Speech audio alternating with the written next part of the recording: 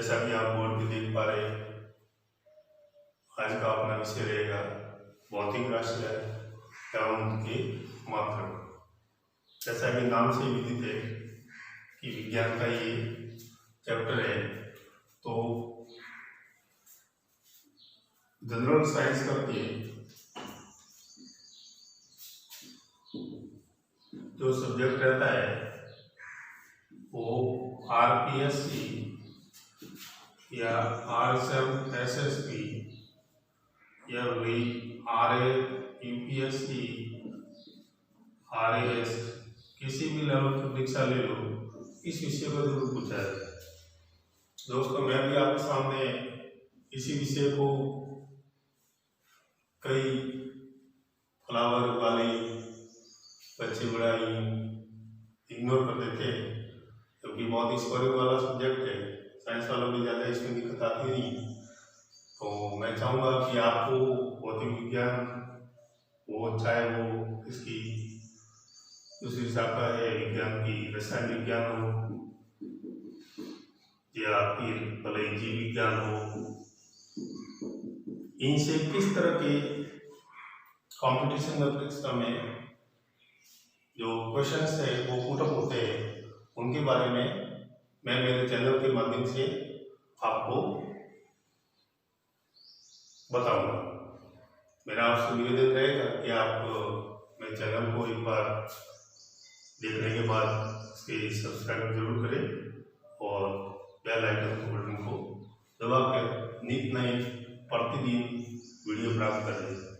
हाल ही की जो भर्तियाँ है, मुख्य तौर पे जो हाल ही में जुलाई में ही प्रस्तावित कह रहे हैं, पुलिस की एग्जाम है, हाईकोर्ट ग्रुप डी की परीक्षा है,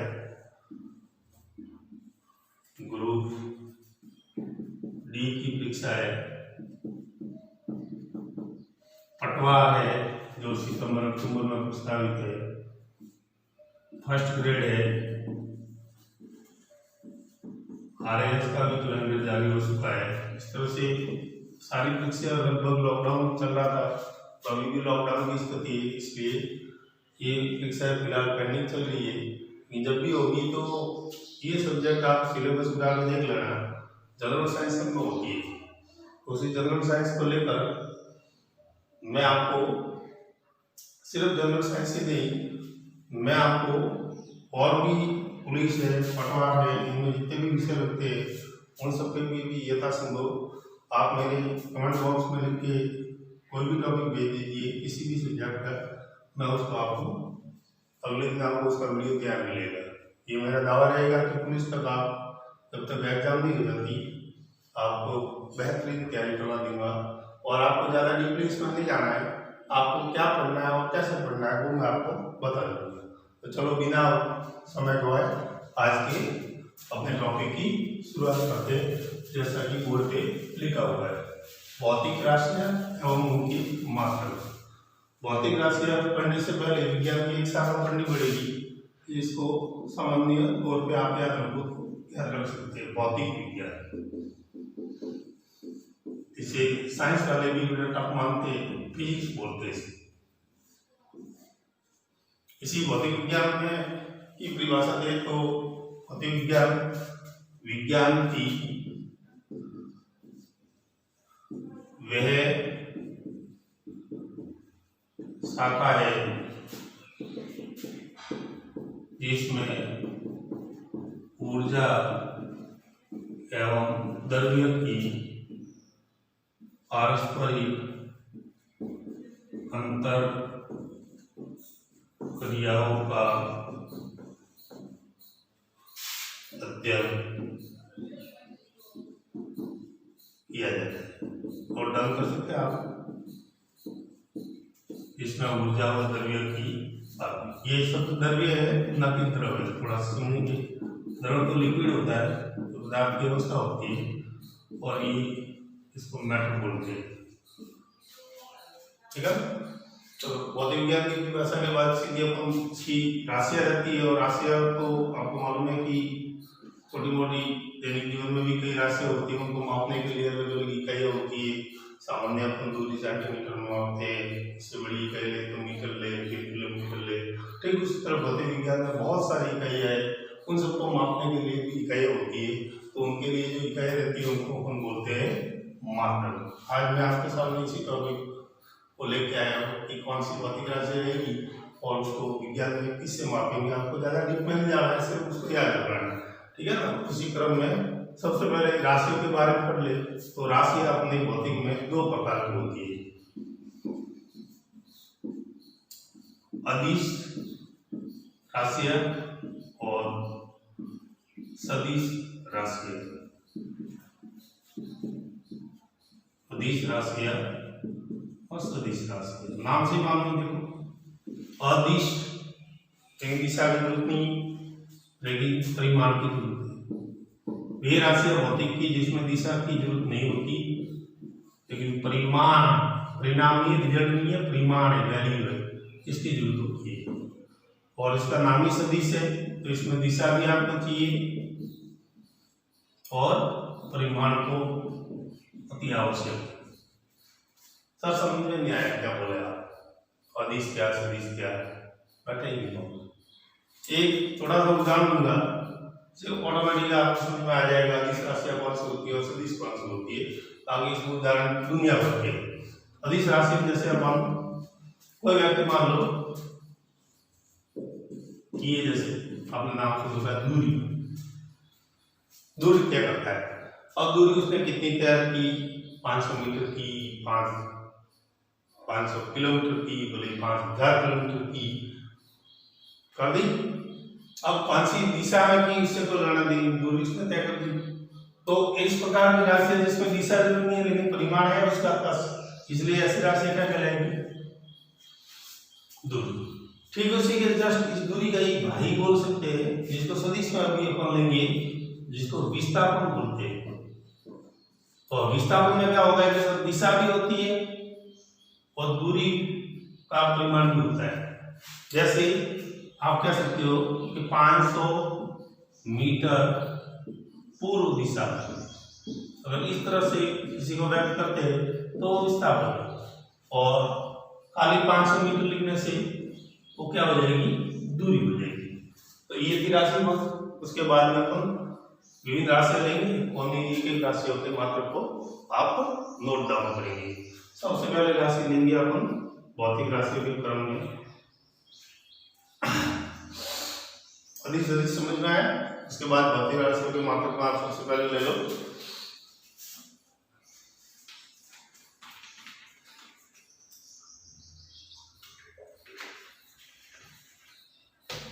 सबसे पहले परीक्षा में जहां से प्रश्न पूछ होता है, आकाशीय पिंडों की दूरी मापना। आकाशीय पिंड समझते हो, गोले पिंड बहुत दूर दूर है, आकाशीय पिंडों की दूरी। तो इसके लिए जो मात्रक रहता है वो सर होता है प्रकाश वर्ष। क्या होता है, प्रकाश वर्ष। प्रकाश वर्ष किसे कहेंगे सर, एक वर्ष प्रकाश द्वारा एक वर्ष में तय की गई दूरी, क्योंकि आकाशीय पिंड बहुत दूर दूर होते हैं, अरबों करोड़ों किलोमीटर अपने से धरती से दूर है, तो उनकी दूरियां जो है उसके लिए मात्रक भी बड़ा लेना पड़ेगा। तो प्रकाश वर्ष उसका मात्रक रहता है। तो प्रकाश वर्ष में अगर मात्रक में आप जानना चाहे तो 9.48 से 10⁵ मीटर अनुमान लगा लो कि प्रकाश वर्ष में कितने मीटर होते हैं। तो पहले अपना आकाशीय पिंड, उसकी दूरी मापेंगे अपन प्रकाश वर्ष में, जिसका मात्रक क्या रहेगा और उसमें कितने मीटर है आप नोट डाउन कर लीजिए।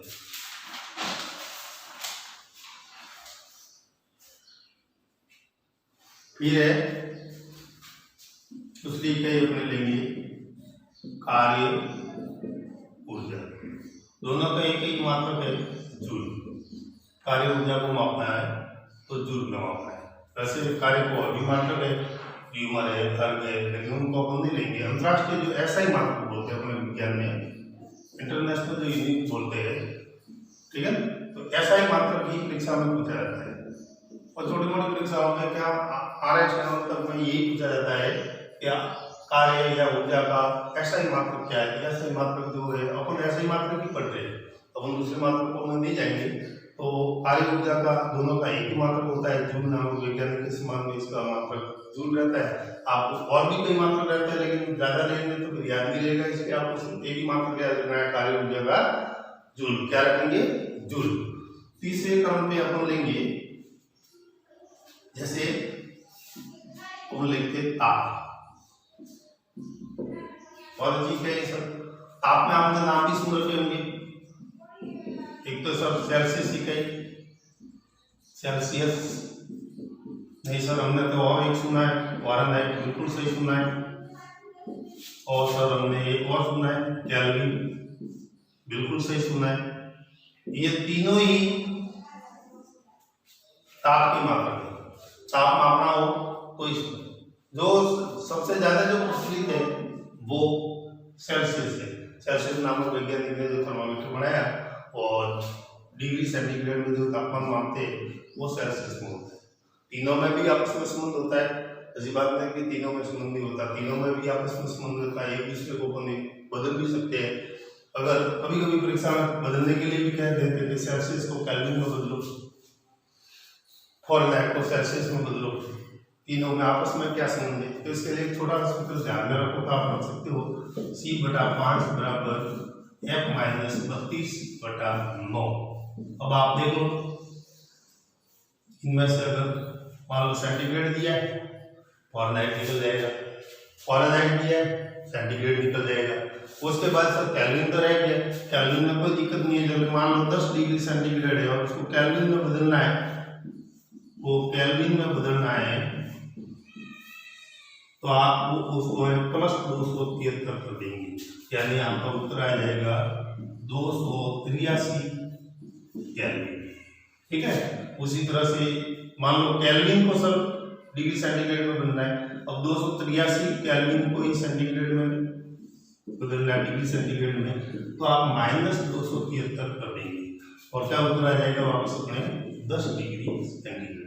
तो ये इनका आपसे संबंध होता है, नोट डाउन कर सकते हैं आप, स्क्रीनशॉट भी आप इसका ले सकते हैं। और प्रश्न इसी प्रकार के आते हैं।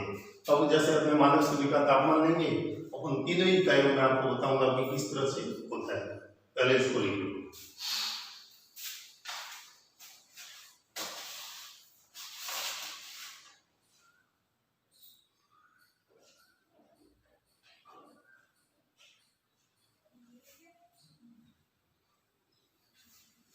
मानव शरीर का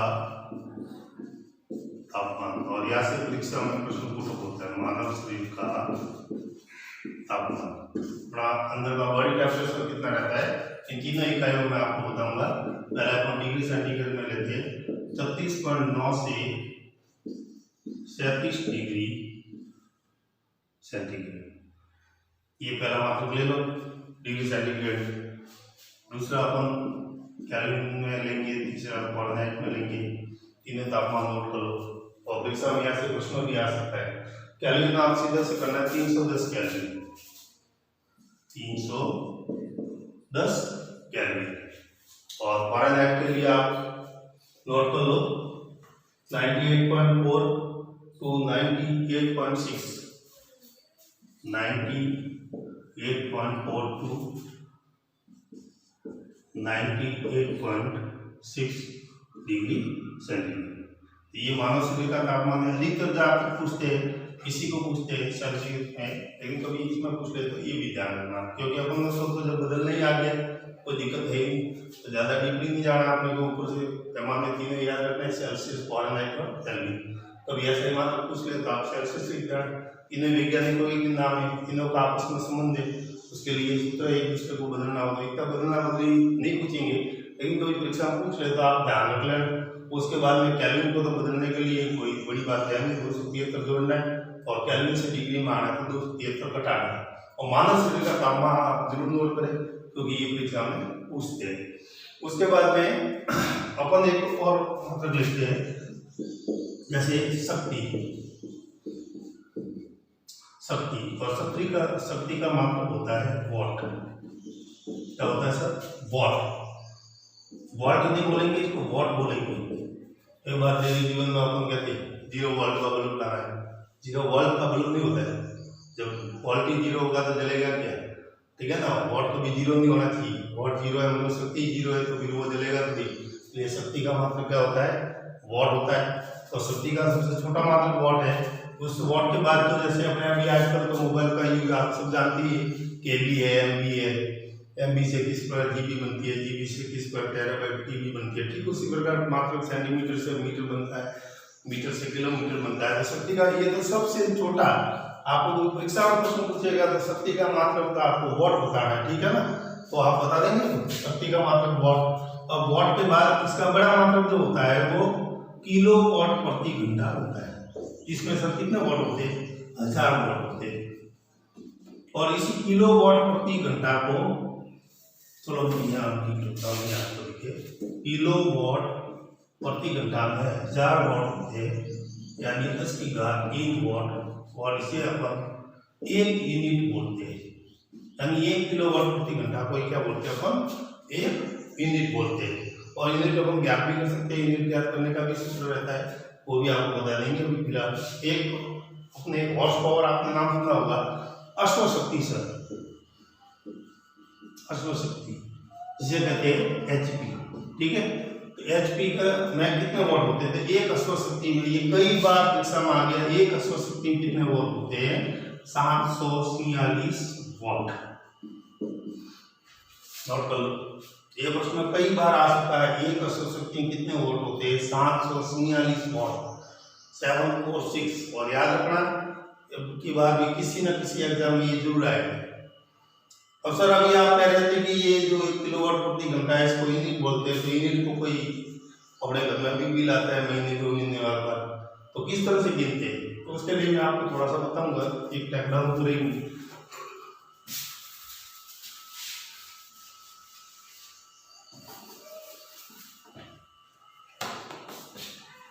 सभी किलो वॉट प्रति घंटा, इसी को अपन देसी भाषा में यूनिट भी बोलते हैं। क्या बोलते हैं, यूनिट। और यूनिट ज्ञात करने का सूत्र होता है सर, वॉट गुणा घंटा बटा 1000। कितना होता है, वॉट गुणा घंटा बटा 1000। बस इस सूत्र से आपको यूनिट आ गई। तो थोड़ा मोटा सवाल भी दे देता है, आंकिक प्रश्न न्यूमेरिकल, कोई बड़ी बात नहीं। मान लो एक सवाल मैं आपको देता हूँ, मान लो आपके घर में कोई भी विद्युत दिखती है, वो 600 वॉट की है। ये ध्यान रखना, समय घंटे में, अगर कभी मिनट में दिया तो उसको घंटे में बदलना, उसके लिए 60 का भाग देना पड़ेगा आपको।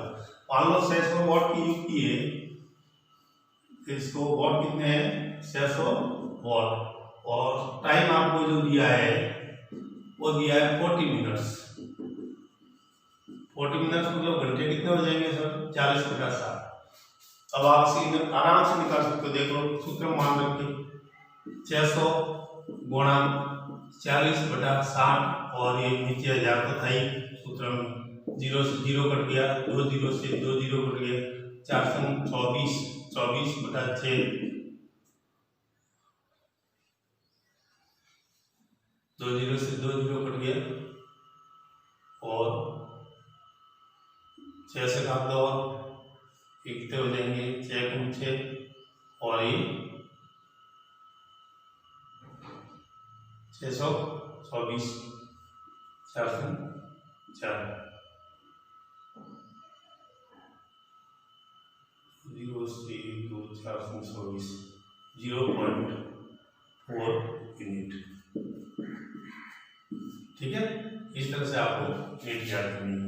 तो यूनिट में आपको किस तरह से समय, अगर आपको अगर घंटे में दे रखा है तो कोई दिक्कत नहीं, मिनट में दिया है तो आपको उसका 60 का भाग देना है। ठीक है, इससे आगे और भी जुड़े रहिए, मैं और भी आपको कई मात्र और भी बताते रहेंगे। इसके बारे में और भी इस डिस्कस अपन अगले एपिसोड में करेंगे।